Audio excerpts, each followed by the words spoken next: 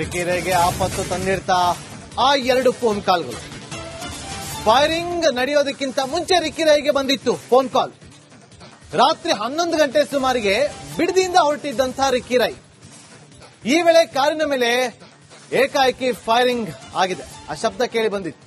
Phone ಬರ್ತಿದ್ದಂತೆ ಮತ್ತೆ ಬಿಡದಿ ಮನೆ ಕಡೆ ಹೊರಟಂತ ರಿಕಿ ಪರ್ಸ್ ಬಿಟ್ಟು ಬಂದಿದ್ದೀನಿ ಅಂತೇಳಿ ಡ್ರೈವರ್ಗೆ ಹೇಳಿ ವಾಪಸ್ ತೆರಳಿದ್ದು. ಮತ್ತೆ ಬೆಂಗಳೂರಿಗೆ ಹೊರಡೋಣ ಅಂತೇಳಿ ಹೊರಟಿದ್ದಂತ ರಿಕಿರೈ. ಈ ವೇಳೆ 12:50 ಸುಮಾರಿಗೆ ಕಾರಿನ ಮೇಲೆ ಫೈರಿಂಗ್ ಆಗಿದೆ. ಆ ಎರಡು ಕಾಲ್ಗಳ ಬಗ್ಗೆಯೂ ಕೂಡ ಪೊಲೀಸರು ಮಾಹಿತಿಯನ್ನ ಕಲೆ ಹಾಕ್ತಿದ್ದಾರೆ.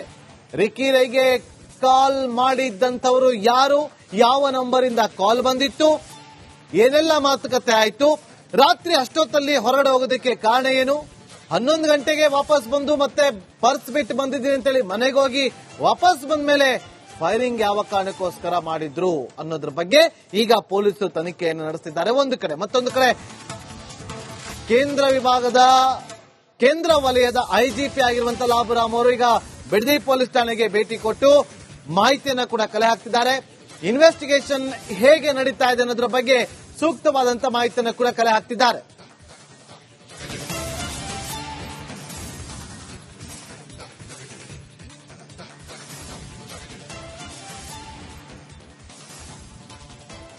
ನೋಡಿ, ಈಗ ಪ್ರಮುಖವಾಗಿ ಯಾವ ಕಾರಣಕ್ಕೋಸ್ಕರ ರಿಕಿರೈ ಮೇಲೆ ಅಟ್ಯಾಕ್ ಆಯ್ತು ಅನ್ನೋದು ಈಗ ಪೊಲೀಸರು ತನಿಖೆಯನ್ನು ಚುರುಕುಗೊಳಿಸಿದ್ದಾರೆ. ಜೊತೆಗೆ ರಿಕಿರೈಗೆ ಕಾಲ್ ಮಾಡಿದಂತ ಇಬ್ಬರು ಯಾರು, ಎರಡು ಕಾಲ್ಗಳು ಎಲ್ಲಿಂದ ಬಂದಿತ್ತು, ಯಾವ ಕಾರಣಕ್ಕೋಸ್ಕರ ಕರೆ ಬಂದಿತ್ತು, ಕರೆ ಬಂದಾಗ ಅವರು ಏನ್ ಮಾತಾಡಿದ್ರು ಅನ್ನೋದ್ರ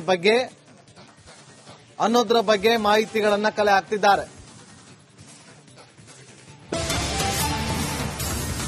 ರಿಕಿರೆಗೆ ಆಪತ್ತು ತಂದಿರ್ತಾ ಆ ಎರಡು ಫೋನ್ ಕಾಲ್ಗಳು. ಫೈರಿಂಗ್ ನಡೆಯೋದಕ್ಕಿಂತ ಮುಂಚೆ ರಿಕಿರೆಗೆ ಬಂದಿತ್ತು ಫೋನ್ ಕಾಲ್. ರಾತ್ರಿ 11 ಗಂಟೆ ಸುಮಾರಿಗೆ ಬಿಡದಿಯಿಂದ ಹೊರಟಿದ್ದಂಥ ರಿಕಿರೈ. ಈ ವೇಳೆ ಕಾರಿನ ಮೇಲೆ ಏಕಾಏಕಿ ಫೈರಿಂಗ್ ಆಗಿದೆ. ಆ ಶಬ್ದ ಕೇಳಿ ಬಂದಿತ್ತು. ಫೋನ್ ಬರ್ತಿದ್ದಂತೆ ಮತ್ತೆ ಬಿಡದಿ ಮನೆ ಕಡೆ ಹೊರಟಂತ ರಿಕಿ ಪರ್ಸ್ ಬಿಟ್ಟು ಬಂದಿದ್ದೀನಿ ಅಂತೇಳಿ ಡ್ರೈವರ್ಗೆ ಹೇಳಿ ವಾಪಸ್ ತೆರಳಿದ್ದು.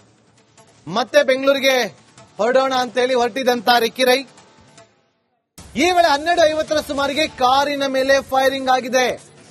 ಆ ಎರಡು ಕಾಲ್ಗಳ ಬಗ್ಗೆಯೂ ಕೂಡ ಪೊಲೀಸರು ಮಾಹಿತಿಯನ್ನ ಕಲೆ ಹಾಕ್ತಿದ್ದಾರೆ. ರಿಕಿರೈಗೆ ಕಾಲ್ ಮಾಡಿದ್ದಂಥವರು ಯಾರು, ಯಾವ ನಂಬರ್ ಇಂದ ಕಾಲ್ ಬಂದಿತ್ತು, ಏನೆಲ್ಲ ಮಾತುಕತೆ ಆಯ್ತು, ರಾತ್ರಿ ಅಷ್ಟೊತ್ತಲ್ಲಿ ಹೊರಗಡೆ ಹೋಗೋದಕ್ಕೆ ಕಾರಣ ಏನು, 11 ಗಂಟೆಗೆ ವಾಪಸ್ ಬಂದು ಮತ್ತೆ ಪರ್ಸ್ ಬಿಟ್ಟು ಬಂದಿದ್ದೀನಿ ಅಂತೇಳಿ ಮನೆಗೆ ಹೋಗಿ ವಾಪಸ್ ಬಂದ ಮೇಲೆ ಫೈರಿಂಗ್ ಯಾವ ಕಾರಣಕ್ಕೋಸ್ಕರ ಮಾಡಿದ್ರು ಅನ್ನೋದ್ರ ಬಗ್ಗೆ ಈಗ ಪೊಲೀಸರು ತನಿಖೆಯನ್ನು ನಡೆಸುತ್ತಿದ್ದಾರೆ ಒಂದು ಕಡೆ. ಮತ್ತೊಂದು ಕಡೆ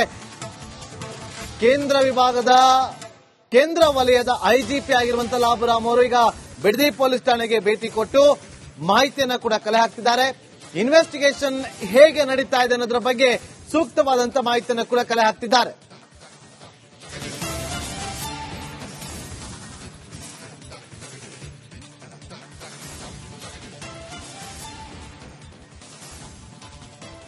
ನೋಡಿ, ಈಗ ಪ್ರಮುಖವಾಗಿ ಯಾವ ಕಾರಣಕ್ಕೋಸ್ಕರ ರಿಕಿರೈ ಮೇಲೆ ಅಟ್ಯಾಕ್ ಆಯ್ತು ಅನ್ನೋದು ಈಗ ಪೊಲೀಸರು ತನಿಖೆಯನ್ನು ಚುರುಕುಗೊಳಿಸಿದ್ದಾರೆ.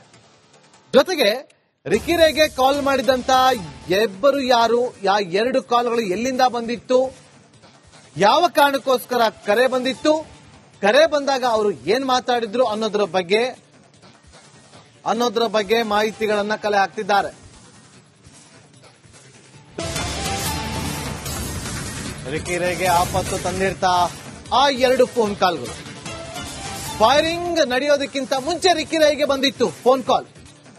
ರಾತ್ರಿ 11 ಗಂಟೆ ಸುಮಾರಿಗೆ ಬಿಡದಿಯಿಂದ ಹೊರಟಿದ್ದಂಥ ರಿಕಿರೈ. ಈ ವೇಳೆ ಕಾರಿನ ಮೇಲೆ ಏಕಾಏಕಿ ಫೈರಿಂಗ್ ಆಗಿದೆ. ಆ ಶಬ್ದ ಕೇಳಿ ಬಂದಿತ್ತು. ಫೋನ್ ಬರ್ತಿದ್ದಂತೆ ಮತ್ತೆ ಬಿಡದಿ ಮನೆ ಕಡೆ ಹೊರಟಂತ ರಿಕಿ ಪರ್ಸ್ ಬಿಟ್ಟು ಬಂದಿದ್ದೀನಿ ಅಂತೇಳಿ ಡ್ರೈವರ್ಗೆ ಹೇಳಿ ವಾಪಸ್ ತೆರಳಿದ್ದು. ಮತ್ತೆ ಬೆಂಗಳೂರಿಗೆ ಹೊರಡೋಣ ಅಂತೇಳಿ ಹೊರಟಿದ್ದಂತ ರಿಕಿರೈ. ಈ ವೇಳೆ 12:50 ಸುಮಾರಿಗೆ ಕಾರಿನ ಮೇಲೆ ಫೈರಿಂಗ್ ಆಗಿದೆ. ಆ ಎರಡು ಕಾಲ್ಗಳ ಬಗ್ಗೆಯೂ ಕೂಡ ಪೊಲೀಸರು ಮಾಹಿತಿಯನ್ನ ಕಲೆ ಹಾಕ್ತಿದ್ದಾರೆ.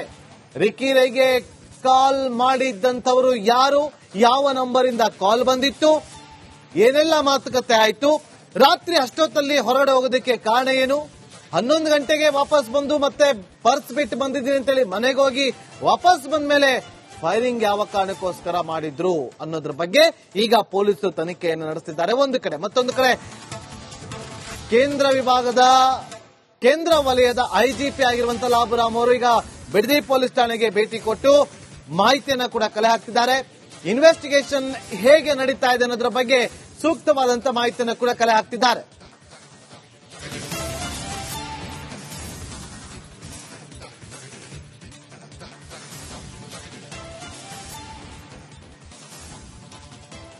ನೋಡಿ, ಈಗ ಪ್ರಮುಖವಾಗಿ ಯಾವ ಕಾರಣಕ್ಕೋಸ್ಕರ ರಿಕ್ಕಿ ರೈ ಮೇಲೆ ಅಟ್ಯಾಕ್ ಆಯ್ತು ಅನ್ನೋದು ಈಗ ಪೊಲೀಸರು ತನಿಖೆಯನ್ನು ಚುರುಕುಗೊಳಿಸಿದ್ದಾರೆ.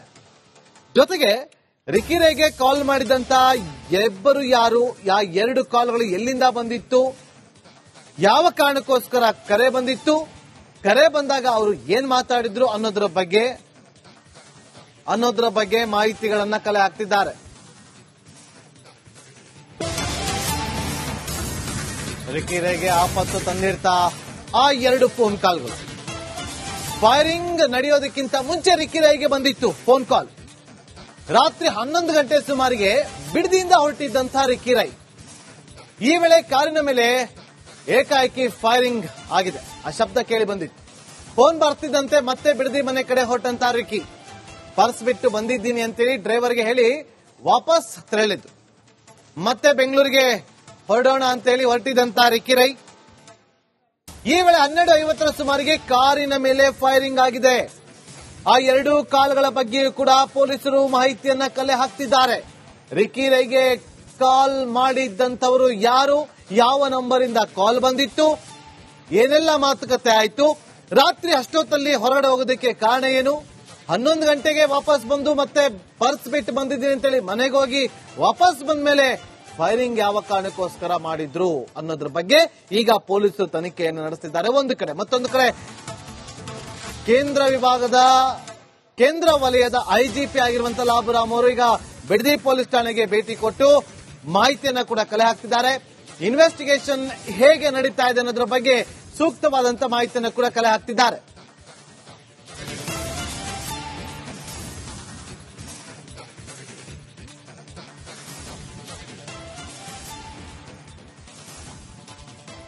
ನೋಡಿ, ಈಗ ಪ್ರಮುಖವಾಗಿ ಯಾವ ಕಾರಣಕ್ಕೋಸ್ಕರ ರಿಕ್ಕಿ ರೈ ಮೇಲೆ ಅಟ್ಯಾಕ್ ಆಯ್ತು ಅನ್ನೋದು ಈಗ ಪೊಲೀಸರು ತನಿಖೆಯನ್ನು ಚುರುಕುಗೊಳಿಸಿದ್ದಾರೆ.